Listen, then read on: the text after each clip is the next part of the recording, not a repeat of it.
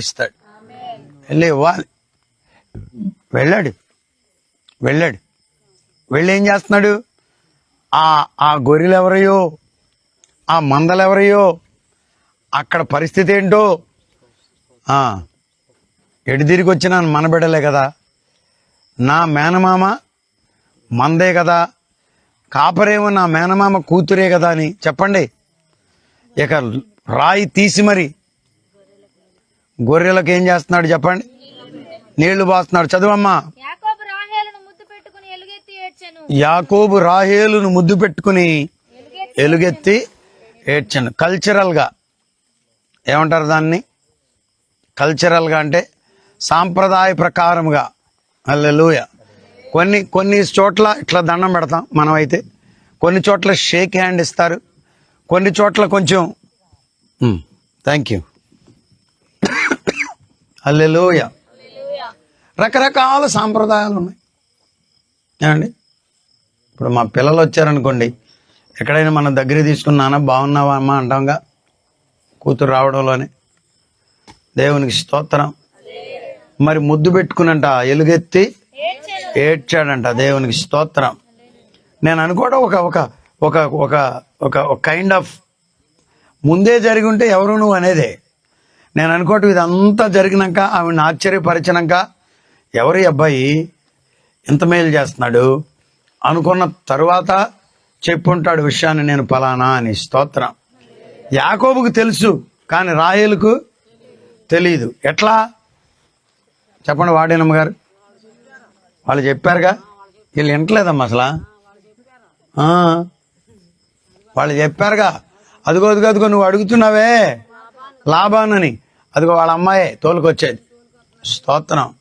హల్లెలూయా. గొర్రెలు మేపుతుందంటండి, గొర్రెలు మేపుతుంది. ఎంత కాపురం చేసింది గారు తర్వాత? ఇజ్రాయేలీల గోత్రములన్నింటినీ కందండి. స్తోత్రం. వాళ్ళందరూ ఉన్నా కానీ వాళ్ళంతా అంటే మెయిన్ ఎవరు? రాహేలే. దేవునికి స్తోత్రం. ఆమేన్. నేను ఈ మధ్యాహ్నం జ్ఞాపకం చేశా, దేవుడు మళ్ళీ మీకు కూడా జ్ఞాపకం చేస్తున్నా, బాగా వినాలి. ఫేస్బుక్లో వాళ్ళు కూడా వినండి. కరెంట్ లేదని కంగారు పడమాకండి, మైక్ లేదని మైండ్ బాగొట్టుకోమాకండి. ఏమున్నా లేకపోయినా దేవుడు మంచివాడు. స్తోత్రం. హల్లెలూయా. దోమలు కూడా లేవాయి గారు ఈ రాత్రి చెండుకు తిన్నాయి. అది మా అమ్మ డైలాగ్. కుట్టేసినాయి. ఏసు రక్తమే ఈ పూట లోన ఒకటి కుట్టింది, కానీ ఇంతవరకు ఒకటి కూడా కొట్టలే. ఆమేన్. చక్కగా వినొచ్చు మీరు వాక్యాన్ని. వింటారా లేదా? అయ్యగారు ఇదిగో దేవుడు యోసేపు గొర్రెలను కాచాడు అన్నదమ్ములతో పాటుగా, తర్వాత నాయకుడు అయ్యాడా లేదా? మోషే గొర్రెలు కాశాడు, తర్వాత నాయకుడు అయ్యాడు. దావీదు గొర్రెలను కాచాడు, తర్వాత నాయకుడు అయ్యాడు. దేవుడు నేర్పిస్తాడండి. ఏంటి గొర్రెలు కాయటమే నేను అన్నావనుకో, నీకు అంత లేదు, అక్కడ ఉండు. అమ్మా మరి అంత ఇంగ్లీష్ తెలుగులో మాట్లాడితే కష్టం అవుద్దని చెప్పండి. వచ్చిన కోడలైనా వెళ్ళే కూతురైనా, అమ్మాయి నువ్వు బీటెక్ చదివినా కానీ గొర్రెలు కాయటం నీకు రావాలి. పని నీవు నేర్చుకోవాలమ్మా. పని నేర్చుకుంటే తర్వాత దేవుడు నీకు గొప్ప పనిని ఆశీర్వదించి అభివృద్ధి చేసి నీకు అప్పగిస్తాడు. ఇక్కడ రాహేలు కూడా ఏం చేస్తుంది చెప్పండి? తన తండ్రి గొర్రెలను ఈవిడే కందయి. ఎవరిని? యోసేపుని. దేవునికి స్తోత్రం. దేశాలను పోషించాడంటండి.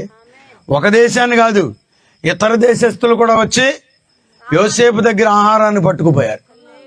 తల్లి కష్టపడే బిడ్డ, కష్టపడే తల్లులుంటే, కష్టపడే కాపరులుంటే యోగ్యమైన నాయకులను దేవుడు తీసుకొస్తాడు. వారి గర్భావాసములో నుండి ప్రవక్తలను దేవుడు లేవనెత్తుతాడు. యోగ్యమైన రాజులను దేవుడు తెస్తాడు. యోగ్యమైనటువంటి ప్రవక్తలను దేవుడు తెస్తాడు. యోగ్యమైన నాయకులను ప్రభు అనుగ్రహిస్తాడు. దేవునికి స్తోత్రము కలుగును గాక. హల్లెలూయా. ఆమేన్. అబ్బా ఎంత కష్టపడుతున్నావమ్మా నువ్వు అనుకుని ఉంటాడు. ఎందుకనంటే యాకోబుకు కూడా కష్టపడే మనస్తత్వం ఉంది కాబట్టి కష్టపడకుండానే అన్ని మందలు అయినాయా ఏమండి? కొంతమంది పాస్టర్ గారు ఇన్షర్ట్ వేసుకుని పైన గూళ్ళు ఎట్టు పెట్టుకుని ఇటు తిరుగుతున్నారు. అక్కడ ఎంతమంది ఉన్నారంటే ఆ 4, ఆ 5, ఆ 10 మంది. 10 ఏళ్ల తర్వాత కూడా ఇంకొక 2 కొత్తగా వస్తున్నారు సార్ అంటున్నాడు. ఎవరన్నా 2 వస్తున్నారని అన్న ఉట్టిది వాళ్ళ మామ వాళ్ళ అత్త అంట. మా మామ మా అత్త వస్తున్నాడని చెప్పట్లే వాడు. కొత్తగా నూతనాత్మల ప్రభువు 2 పంపిస్తున్నాడండి అంటున్నాడు.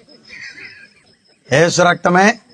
ఇలాంటి పని చేయకుండా సోమరిపోతులు కొంతమంది ఇక్కడ అక్కడ అగుపడుతున్నారు. అలా ఉండడానికి వీలు లేదు. పగలనక రాత్రనక మందను కాసే బిడ్డలుగా ఉండాలి, పరిచర్య చేసే బిడ్డలుగా ఉండాలి, దేవుని పనిలో పాలు పంపులు పొందే బిడ్డలుగా మనం ఉండాలి.